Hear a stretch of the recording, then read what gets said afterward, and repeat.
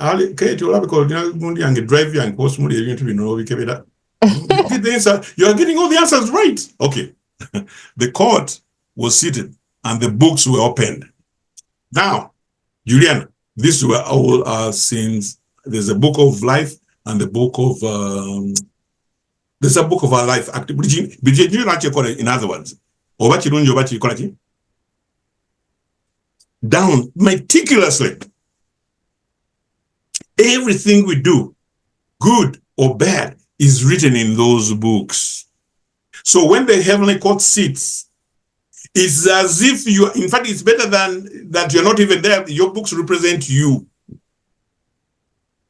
Ebitabo byo, ebikolwa byo, ebintu byera biredda byonna gwe byotomanyi olaba ogendayo in person, it can work to your disadvantage. Kwami ojja byerabira.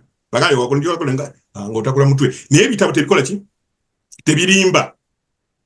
Because abandika mu bitabo ebyo bamalayika, they make no mistakes. Ate tebeerabira kwami kiwangiddwa mu kitabo ky'omuggulu. So Gwenange chogola, that's why you don't have to be there. Our record is already where? There. So when the judgment is going on, our records are there.